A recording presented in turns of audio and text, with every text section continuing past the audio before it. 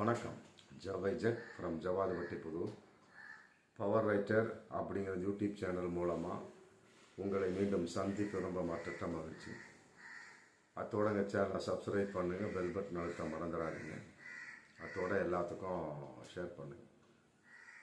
இந்த ஒரு 3-4 மாதமாகவே பாஜகவினுடைய தில்லு முள்ளுகள், இஸ்லாமியர் நோக்கி எதிரான செயல்பாடுகள் ரொம்ப கேவலமாக, ஜனநாயக சட்டங்களுக்கு எதிராக, இன்னும் சொல்ல போனால் இஸ்லாமியர்களை எப்படியெல்லாம் விரட்ட வேண்டும் என்பதற்காக பலவிதமான தைட தத்துவம் திட்டங்கள். அதில் ஒன்று தான் போன வாரம் 2 வாரத்துக்கு முன்னால் நடந்த அவுரங்கசீப்பினுடைய கல்லறையை உடைக்க வேண்டும். விஹெச்பி மற்றபடி இருக்கக்கூடிய பஜ்ரங்கள், அங்கே இருக்கக்கூடிய கட்சிகள், மகாராஷ்டிராவில் இருக்கக்கூடிய கட்சிகள் ஏற்படுத்திய மிகப்பெரிய ஒரு பதட்டமான ஒரு சூழல். சரி, பதட்டமான ஒரு சூழல் ஏற்பட்டு இருவரும் மோதிக்கொள்ளக்கூடிய விஷயம். அதில் யார் கைது செய்யப்பட்டார்கள் அப்படின்னா, இஸ்லாமியர்கள் நிறைய பேர், குறிப்பாக அதில் ஃபாசிம் கான், யூசுப் ஷேக் அப்படிங்கிற 2 பேரும் முக்கியமான ஒரு பிரமுகர் வேண்டுமென்றே கைது செய்யப்பட்டு அவர்கள் இன்று பழிவாங்கப்பட்டு கொண்டிருக்கிறார்கள். எந்த ஒரு விஷயமும் எடுத்துக்கொண்டாலும் இருதரப்பு மோதும் பட்சத்தில் இருதரப்பிலும் கைது நடவடிக்கை இருக்கும். அதுதான் பத்திரிகையும் மற்றபடி சமூக ஆர்வலர்களும் கேட்கக்கூடிய ஒரு அற்புதமான ஒரு ஜனநாயகம். அதில் ஒன்றுமே கிடையாது. பாஜகவை பொறுத்த வரைக்கும் 2 தடவை 5 முடிஞ்சு 3வது 5 போய் கொண்டிருக்கிறது. இன்னும் அந்த 5 வருஷம் எப்படி முடியுமோ, அடுத்தது 2029 அவர்கள்தான் வரக்கூடும் அப்படிங்கிற மாதிரி. ஏன்னு கேட்டால், மின்னணு இயந்திரத்தை ஒழிக்க முடியாத ஒரு சூழலில் இன்னைக்கு போயிட்டுருக்கு இந்தியா ஜனநாயகம் கான்செப்டில். அதனால் அதன் அடிப்படையில் அவர்கள் அதிலும் தில்லுமுள்ளு செய்து எப்படியாவது விடுவார்கள். ஆக காங்கிரஸுக்கு இங்கு வேலையே இல்லை அப்படிங்கிற மிகப்பெரிய ஒரு அடித்தளம் அமைக்கப்பட்டு விட்டது பாஜகவால். அப்படிங்கிறது மிகப்பெரிய ஒரு விஷயமா இன்னைக்கு இந்திய அளவுக்கு பரவி கொண்டிருக்கிறது. அதன் அடிப்படையில் இஸ்லாமியர்களை எவ்வாறு விரட்ட வேண்டும் அப்படிங்கிற விஷயத்தில் தான் அந்த அவுரங்கசீப் கல்லறையை இடிக்க வேண்டுங்கிற கான்செப்ட். ரைட்டு, இடிக்க வேண்டிய ஒரு கோரிக்கை, அது எவ்வாறு எந்த அளவுக்கு ஏற்க வேண்டும் அப்படிங்கிறது கோர்ட் இருக்குது, கடைசியாக உச்சநீதிமன்றம் இருக்குது. அதையெல்லாம் எடுத்து மகாராஷ்டிரா அந்த முதல்வர் பட்வீஸே சொல்கிறார். ஆமாம், அதாவது ஊபியில் மட்டும் கிடையாது, மகாராஷ்டிராவிலும் புல்டோசர் கலாச்சாரம் கொண்டு வரப்படும். சொன்ன அடுத்த நாளே அந்த ஃபாசிம் கானுடைய வீடு இடிக்கப்படுகிறது. கேட்டால் அது மாநகராட்சிக்கு உட்பட்ட பகுதியில் அவர் கட்டி சட்டவிரோதமாக கட்டி இருக்கிறார். அதே மாதிரி யூசுப் ஷேக் அவருடைய வீடும் இடிச்சுக்கிட்டு இருக்காங்க.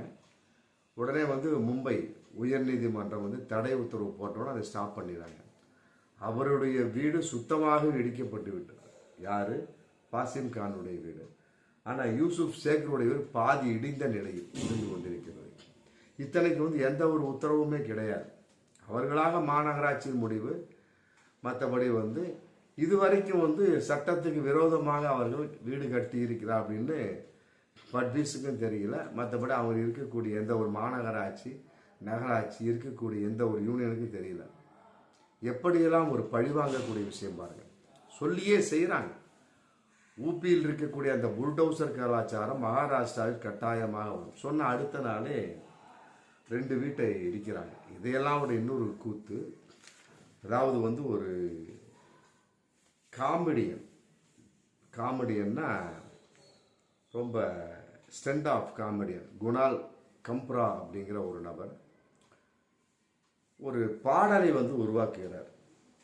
பாஜகவுக்கு எதிராக, குறிப்பாக ஷிண்டேவுக்கு எதிராக, சிவசேனா அந்த ஷிண்டேவுக்கு எதிராக ஒரு பாடலை உருவாக்குறார். ஷிண்டே ஒரு துரோகி அப்படின்னு பாடலை அந்த பாடல் 2 நிமிஷ பாடல் தான். அது ஒரு குறிப்பிட்ட மும்பை ஹோட்டலில் பதிவு செய்து, மற்றபடி அது எப்படிலாம் ரெக்கார்டு பண்ணி வெளியிடுறார். வெளியிட்ட அடுத்த நிமிஷம் அதை கேட்டுக்கொண்டு என்ன பண்ணுறாங்க, அது வெளியிட்ட காமெடியன் குணால் கம்பராவை விட்டுறாங்க. அது பாடல் வந்து எங்கு பதிவு செய்யப்பட்டதோ அந்த ஸ்டுடியோவை கம்ப்ளீட்டாக இடிச்சிட்றாங்க. அங்கும் புல்டோசர் கலாச்சாரம், ஷிண்டேவின் வெளிப்பாடு. கேட்டால் வந்து மாநகராட்சி இடங்களுக்கு அப்பாற்பட்டு அவர்கள் கட்டியிருக்கிறார்கள். அவர்கள் கட்டியிருப்பது அவர் சொந்த இடத்துல மாநகராட்சி இடமா, ரைட்டு. இன்னும் வந்து அந்த ஓட்டல் பதிவு செய்த ஓட்டலை வந்து பார்த்து கொண்டிருக்கிறோம். ஏன்னா அது மாநகராட்சி இடத்துல இருக்கா இல்லையா, மாநகராட்சி இடத்துல அரசு இடத்துல இருந்தது அப்படின்னா அதையும் இடிச்சிருவோம் அப்படின்னு அது ஒரு தகவல் போயிட்டு. இன்றைக்கி வந்து அந்த குணால் அப்படிங்கிற அந்த காமெடியன் வந்து தமிழகத்தில் இருந்துக்கிட்டு இன்றைக்கி வந்து போலீஸோட பேசுகிறேன். நான் எந்த வகையிலையுமே வந்து பொய் சொல்லவில்லை, உண்மையைத்தான் சொன்னேன். ஏன்னா ஷிண்டே வந்து ஒரு துரோகி, அது எல்லாருக்கும் தெரிஞ்ச விஷயம் தான். அது சம்மந்தப்பட்ட பாடம் நான் எழுதி விட்டேன், இவ்வளோதான். என் மேலே எந்த தவறும் கிடையாது. மற்றபடி வந்து எந்த வகையில் நான் மன்னிப்பு கேட்கவே முடியாது, அது கன்ஃபார்ம். கோர்ட்டு கேட்டால் ஒழிய, கோர்ட்டு கேட்டாங்கன்னா கண்டிப்பாக மன்னிப்பு கேட்பேன். மற்றபடி நான் வந்து உயிரை துச்சமாக மதிக்கின்றேன் அப்படின்னு போட்டு பயங்கரமான ஒரு வீடியோ அது இன்னைக்கு வைரலாக போயிட்டுருக்கு. அதுலேயும் பாருங்கள், அந்த புல்டோசர் கலாச்சாரம், அந்த ஸ்டுடியோவை இடிச்சாச்சு. ஹோட்டலில் என்னைக்கு இதை பாவிங்க இடிக்க போகிறானுங்களே தெரியல. ஆமாம், இதையெல்லாம் விட நீதிபதி யஷ்வந்த் வர்மா அப்படிங்கிற ஒரு மிகப்பெரிய ஒரு விஷயம். கட்டுக்கட்டா பணம் அவர் வீட்டு ஸ்டோர் ரூமில் கட்டுக்கட்டா பணம். அலகாபாத்திலிருந்து டெல்லி உயர்நீதிமன்றத்துக்கு மாற்றப்பட்ட ஒரு நீதிபதி. ஆமாம், குறுகிய காலத்தை எவ்வாறு அவருக்கு கட்டுக்கட்டா பணம் வந்தது, மிகப்பெரிய ஒரு கேள்விக்கு இருக்கக்கூடிய டெல்லி உயர்நீதிமன்றம், உச்சநீதிமன்ற நீதிபதி எல்லாமே இன்னைக்கு பிரமிச்சு போயிருக்காங்க. எரிந்த நிலையில் அவரும் அவங்க ஒய்ஃபும் வந்து வீட்டில் போபால் போயிடுறாங்க, வீட்டில் இல்லை. திடீரென ஒரு மின்கசிவு பற்றி எரியுது. வீட்டில் வந்து அவங்க அம்மாவும் அவங்களுடைய மகளும் இருக்கிறாங்க. உடனே ஃபோன் அடித்து சொல்கிறாங்க தீயணைப்பு படைக்கு. தீயணைப்பு படை வருது 11:35 வரும். 11:45 டக்கு அட்டாக் பண்ணி அழைக்கிறாங்க. ஆமாம், அவங்க வந்து எடுக்கிறாங்க. இப்போ அவங்களே தீயணைப்பு படையை வந்து உள்ட்டா அடித்து பேசுகிறாங்க. தீயணைப்பு படை ஆமாம், நாங்கள் வந்து அதெல்லாம் பார்க்கவே கிடையாது அப்படிங்கிறாங்க. முதல்ல வந்து கட்டுக்கட்டாக பணம் எடுக்கப்பட்டது அப்படின்னாங்க. இன்றைக்கி அவங்களே உள்ட்டா அடித்து பேச, ஏன்னா அவங்க தான் ஆதாரம். நாளைக்கு வந்து மறைவாக பேசப்படுவதற்கு யஷ்வந்த் வர்மா தப்பிப்பதற்கு தீயணைப்பு படை சாட்சியாக கொண்டு வருவாங்க. அப்படிங்கிறப்ப இன்றைக்கே வந்து யஷ்வந்த் வர்மா வந்து ஆமாம் தப்பித்து கொண்டு விட்டார்.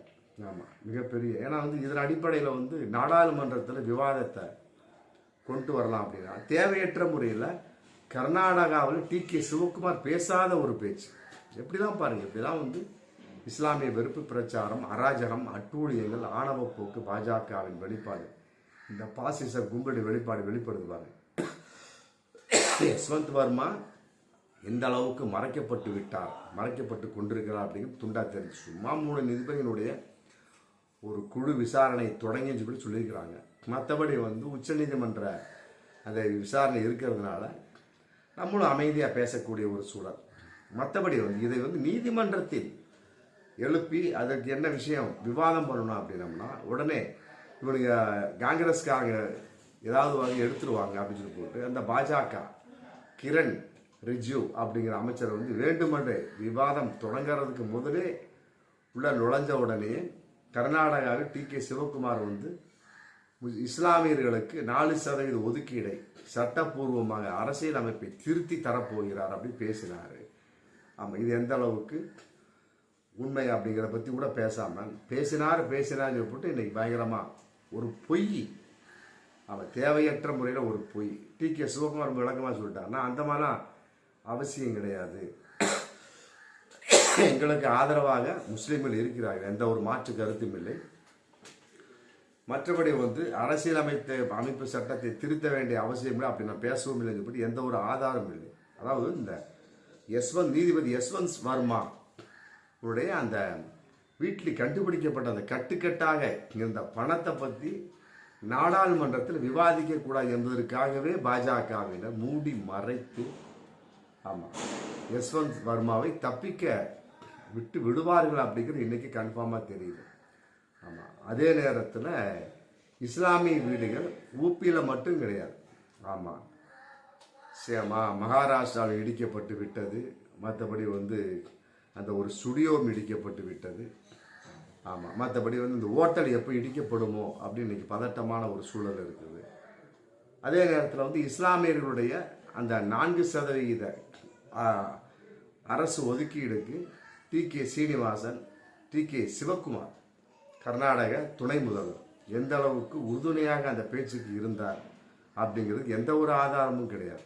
வேண்டுமென்றே பேசி அந்த பேச்சை வளர்த்தி யஸ்வந்த் வர்மா நீதிபதி அந்த மேட்டரை வந்து உள்ளே கொண்டு வராமல் தடுக்க வேண்டும். இன்னைக்கு வந்து கிரண் ரிஜிஜு அந்த பாஜக அமைச்சர் மீது உரிமை மீறல் நோட்டீஸ் கொண்டு வந்திருக்காங்க காங்கிரஸ். இவர் மீது கட்டாயமாக உரிமை மீறல் தீர்மானம் நிறைவேற்றப்பட வேண்டும். அதெல்லாம் நிறைவேற்ற முடிந்தாலுமே கூட அதற்கு என்ன ஒரு குறுக்கு வழி, அதை எவ்வாறு மூடி மறைக்க வேண்டும் அப்படிங்கிறது பாஜகவும் கட்டாயமாக தெரியும். பொதுவாக வரும் காலங்களில் வந்து இஸ்லாமியர்களுடைய ஒரு நிம்மதி கட்டாயமாக குறிப்பாக வட இந்தியாவில் தொலைந்து விட்டது அப்படிங்கிறது துண்டாக தெரிஞ்சு போச்சு. அதே நேரத்தில் யார் பாஜகவை எதிர்க்கிறார்களோ அவர்கள் இந்தியாவில் இருக்க முடியாது அப்படிங்கிறதும் துண்டாக தெரிஞ்சு போச்சு. அதே நேரத்தில் சொல்லாத ஒரு விஷயத்தை வேண்டுமென்றே நாடாளுமன்றத்தில் கிளப்பி அந்த குறிப்பிட்ட விஷயத்தை மூடி மறைத்து அதற்கு பாஜக ஒத்துழைக்கக்கூடிய ஒரு பலவிதமான நீசத்தனமான போக்கும் இந்தியாவில் அதிகரித்து விட்டது. இவைகளுக்கெல்லாம் என்று தீர்வு வரும் அப்படிங்கிறதான் யாருக்குமே தெரியல. பார்ப்போம் மீண்டும் அடுத்த வீடியோ. நன்றி.